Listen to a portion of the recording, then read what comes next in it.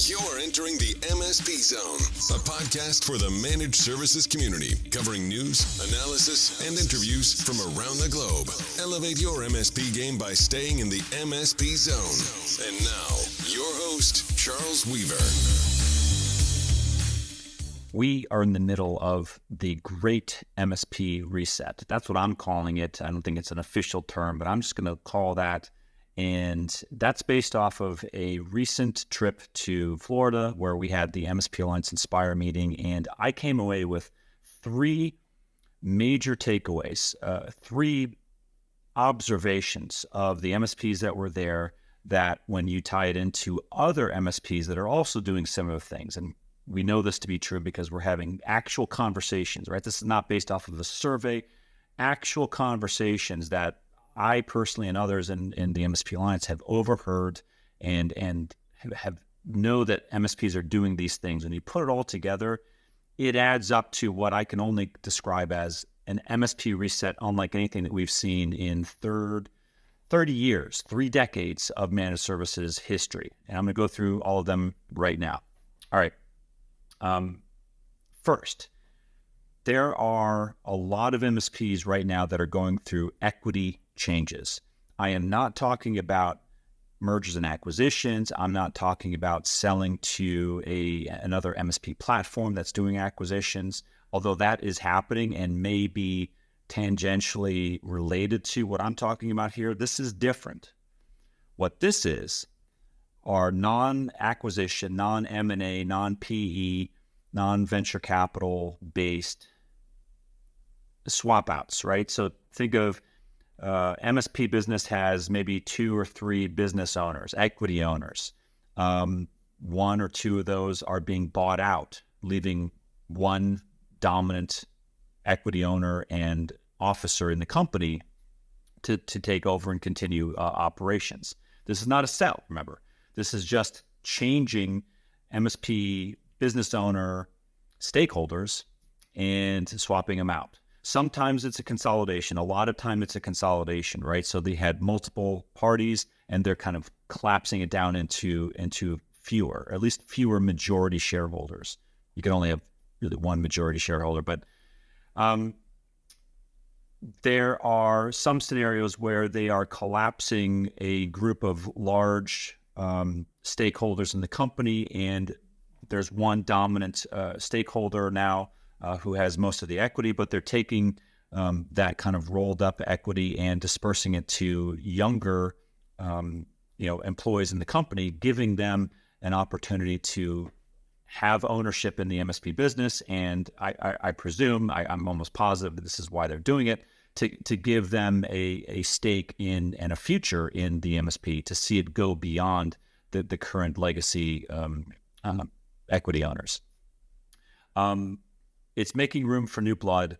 It's revitalizing a lot of these companies. The impact that these equity changes are having is phenomenal to witness. I mean, I'm talking people that I've known for decades who they behave differently. They are enthusiastic about the future. Not that they weren't before, but they're more enthusiastic than they were before because they now realize, hey, I've got more responsibility. I'm now free to do things that I might not have been able to do with another partner that I had to run things through. And I'm not saying that those are bad things. Having partners is not a bad thing. I'm just reflecting what I witnessed at Inspire last week, and it is undeniable. And these are companies from all over North America, US and Canada, and of companies of different sizes.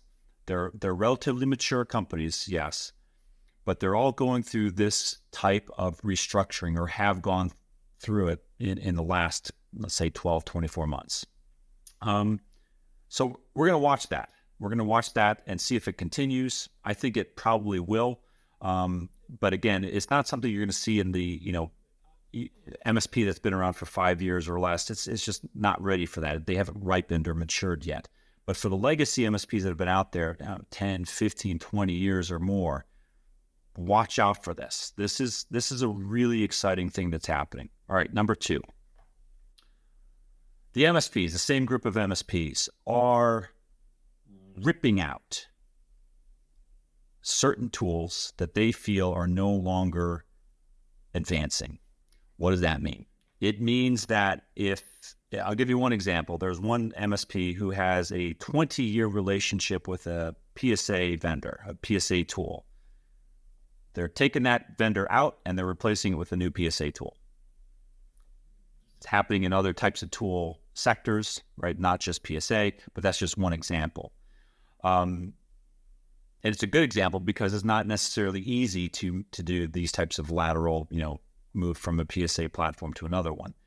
But such is the need that an MSP says, I'm going to take 20 years of data and migrate it to another platform because that new platform is giving us something that we can't get from our current vendor.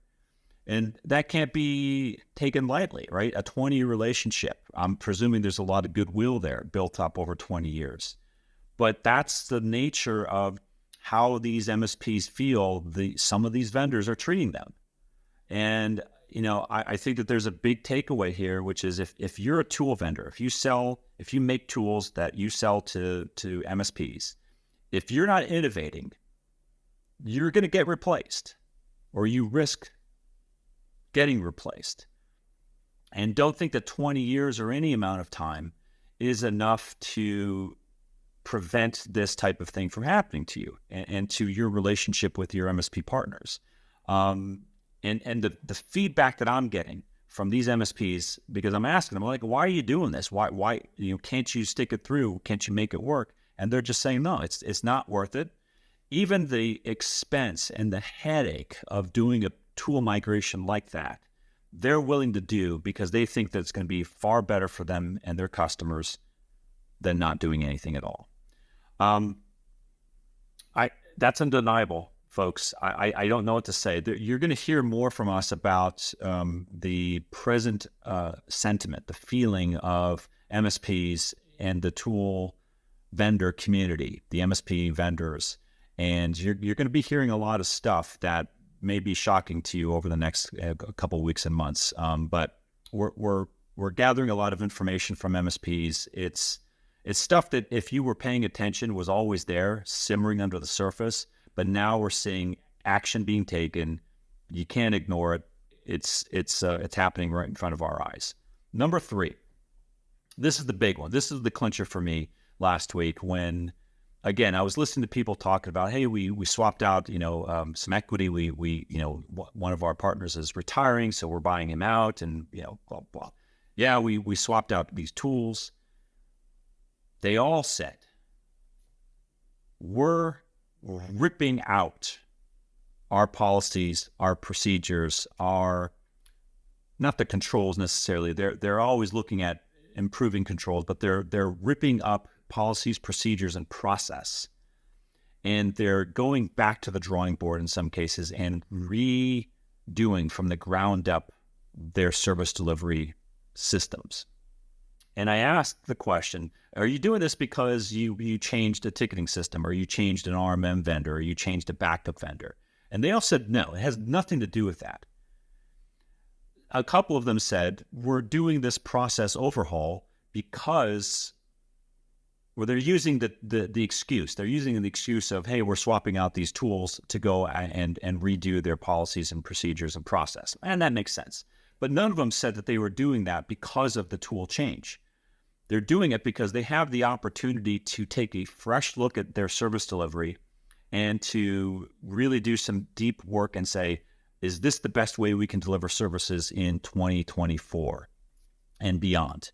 And this is not like MSPs have been doing this off and on since MSPs have existed.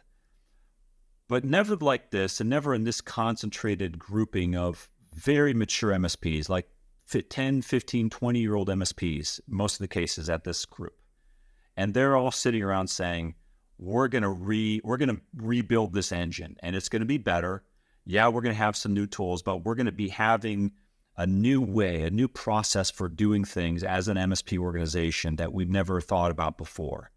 And it is exciting.